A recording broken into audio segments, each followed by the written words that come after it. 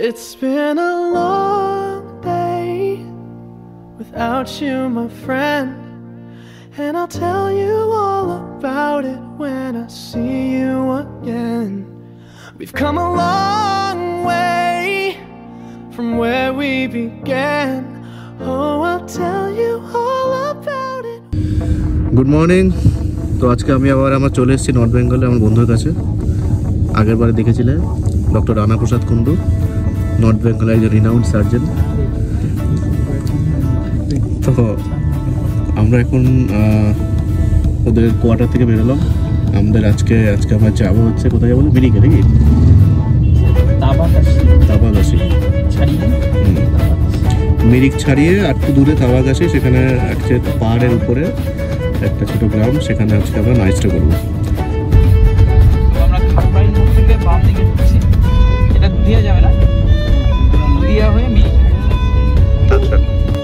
তাবাকশি টি village দার্জিলিংয়ের মিরিকের কাছে অবস্থিত, হোমস্টে করার জন্য একটি অন্যতম সেরা জায়গা।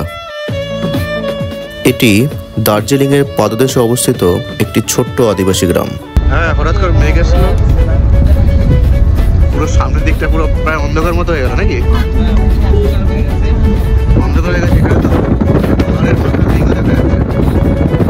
তো আমরা আস্তে কি পাহাড়ের মধ্যে ঢুকে পড়লাম। পাহাড়ে ঢুকে গেছি, পাহাড় জঙ্গল সবই আছে এখানে। আর এই সময়টাই মনে হয় জার্নির জন্য আইডিয়াল। না রোদ না বৃষ্টি না গরম, দারুণ হাওয়া, ঠান্ডা হাওয়া হচ্ছে একটা। ড্রাইভার ফোন করছে।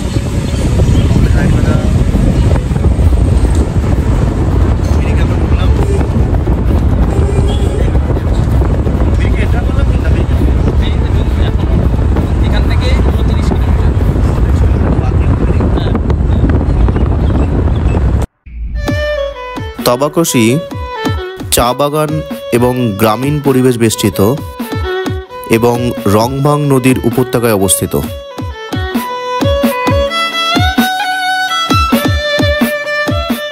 তাবাকশি প্রকৃতিপ্রেমী মানুষের জন্য একটি আদর্শ জায়গা।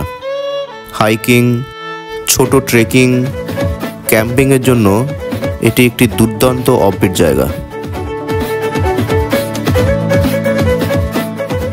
তাবাকশি সমস্ত প্রধান শহর এবং বাজারের সাথে খুব সুন্দরভাবে সংযুক্ত। নিকটতম বিমানবন্দর বাগডোগরা এখান থেকে 3 ঘন্টা দূরত্ব। নিউ জলপাইগুড়ি রেলওয়ে স্টেশনও এখান থেকে 3 ঘন্টা দূরত্বে। টার্নগুলো দেখুন, রাস্তার পাহাড়ের এই বাঁকগুলো আবার ভয়ঙ্কর বাঁক, এটা তো পুরো একদম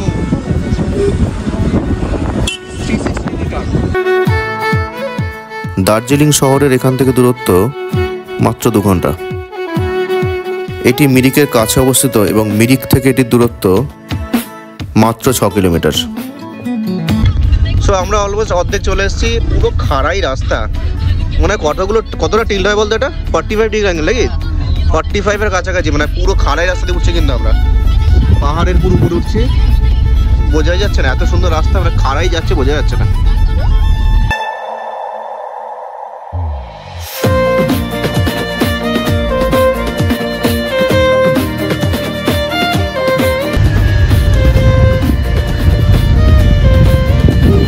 বাপরে, বামের পুরো একটা ঝুল বসে আছে, এক ঝাঁক বানর।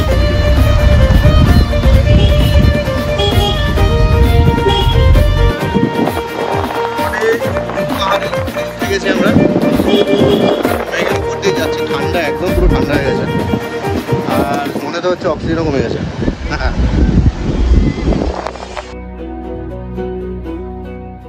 তাবাকশিতে দেখার মতো রয়েছে অনেক সুন্দর জায়গা, যেমন সেখানে রয়েছে বিষ্ণু মন্দির, শিব মন্দির, তাবাকশি পার্ক, রিভার ভ্যালি হাইকিং, চা বাগানের ট্রেল, ফুলের নার্সারি এবং অবশ্যই সেখানে রয়েছে গ্রাম ভ্রমণ। তাছাড়া মিরিকটি খুব কাছে অবস্থিত হওয়ায় আপনি এখান থেকে মিরিকে গিয়ে মিরিকের সাইট সিইংও করতে পারেন। কোথায় দাঁড়ালাম রে? এটা মিরিকেই তো এটা। মিরিকের আগে মঞ্চু বলবো না? মঞ্চু, হ্যাঁ। মঞ্চু বলে একটা স্পট আছে, নিচে একটা ছোট গার্ডেন, নিচে একটা ছোট পার্ক আছে বলবো। এবং ধীরে ধীরে কিন্তু কুয়াশা পড়া একটা শুরু হয়েছে, একটা ধীরে ধীরে ঠান্ডা কোথায় পার্ক ভগবানই জানে, বাট বলছে তাহলে পার্ক আছে হয়তো। না না, এখানে একটা কি একটা আছে, ওই আছে পার্ক, ভেবে নিতে হবে পার্ক আছে। কিন্তু বাইরে যে পরিমাণে মেঘ কুয়াশা হচ্ছে না, পুরো পাহাড়ের ঢাল ভেঙে কুয়াশা নামছে। সুন্দর গাছ আছে, কোথায় আছে, আছে হয়তো, এটা গাছ না, হ্যাঁ গাছ, সুন্দরের গাছ কোনটা, এটাই গাছ, এইটা। আচ্ছা, তো যাই হোক, আমরা রাস্তায় নামলাম একটু, সামান্য একটু ব্রেক নেওয়ার জন্য, একটু চা খাবো, চা খেয়ে আবার আমরা রওনা দেবো। একটু চা খাবো এখন, চা খেয়ে আমরা বেরোবো।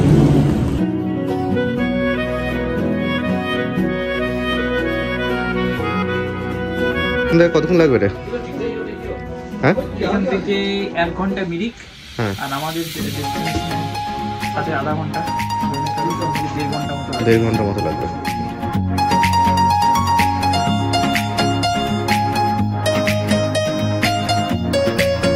তো বল, চা কেমন লাগছে? পাহাড়ি চা, প্রথম পাহাড়ি চা, প্রথম সোয়ারি চা খাচ্ছি আমি। চা তো নয়, মনে যেন মিরিকের স্বাদ। ঠিক আছে।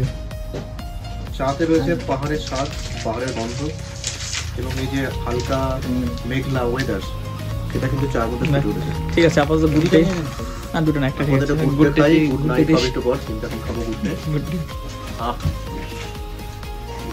সাধারণ বিস্কুট, সাধারণ চা।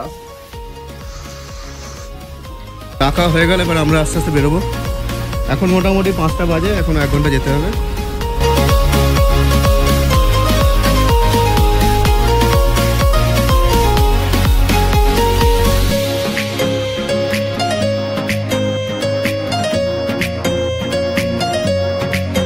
জিপিএস একবার দেখে নিই আমাদের লোকেশনটা।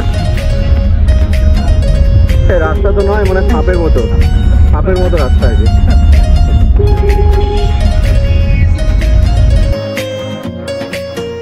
বর্ষা ভ্রমণের জন্য তাবকশি অন্যতম একটি সেরা জায়গা। বর্ষায় তাবকশি সবুজে পরিপূর্ণ হয়ে ওঠে এবং রংবাং উপত্যকায় বিরল উদ্ভিদের জন্ম দেয়।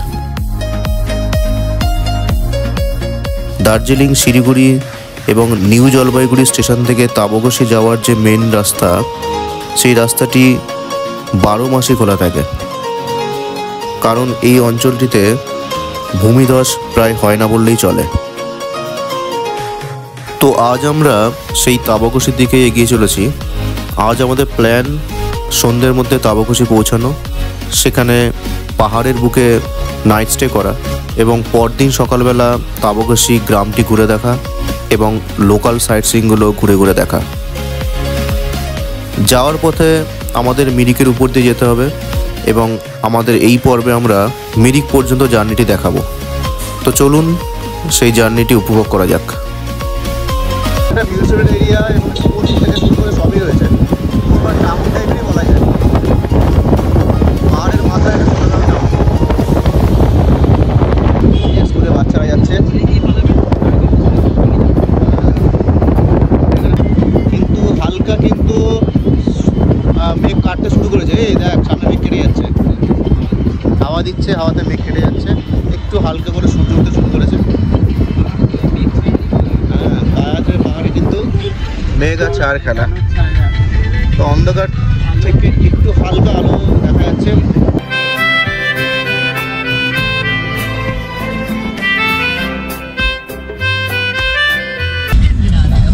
নর্থ বেঙ্গলে কি হয়, কলকাতার অনেক লোক এসে মানে মনের সাথে পেতে যায়, যেটাকে বলে।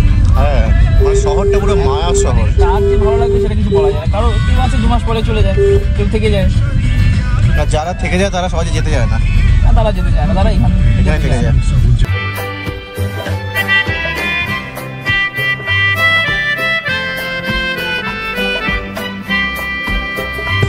চলে এসছি আমরা মিরিকের ভিউ পয়েন্টে। এখানে একটু দাঁড়াবো, দাঁড়িয়ে একটু ফটো তুলবো। এখানে গাড়ি ফাড়ি পার্ক করা খুব মুশকিলের ব্যাপার, জায়গাটা ছোট জায়গা পাওয়া গেছে।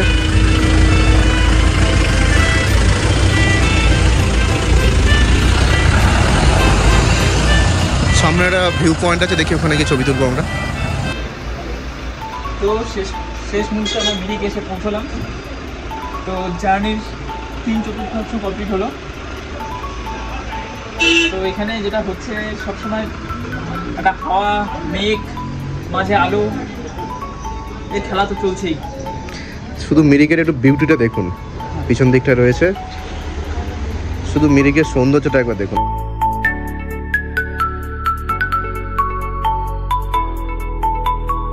নেপালি কবি ভানুভক্তের তারকে একটু ট্রিবিউট দেওয়া আছে এখানে। তো এখানে একটা মূর্তি রাখা রয়েছে, একদম স্পেসিফিক্যালি মিরিকের ভিউ পয়েন্টেই একটা মূর্তি রাখা রয়েছে। হ্যাঁ, এটা খুব ভালো একটা ভিউ পয়েন্টের নামটা হচ্ছে টিংলিং ভিউ পয়েন্ট, যেটা টিংলিং টি গার্ডেন ছিল সেটাই।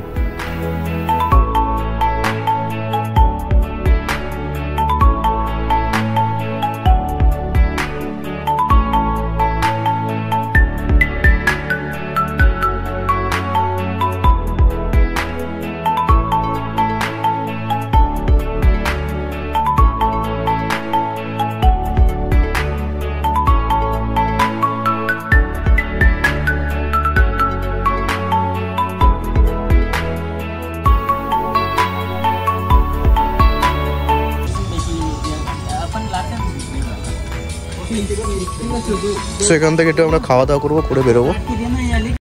মিরিক ভিউ পয়েন্ট থেকে এরপর আমরা তাবকশির উদ্দেশ্যে রওনা দিলাম, যেটি এখান থেকে 6 কিলোমিটার দূরত্বে, আর আমাদের পৌঁছতে লাগবে আধ ঘন্টার কাছাকাছি। এবং এটি আমরা আমাদের পরবর্তী পর্বে দেখাবো। এই পর্বটি কেমন লাগলো তোমরা কমেন্টে অবশ্যই জানিও। ধন্যবাদ।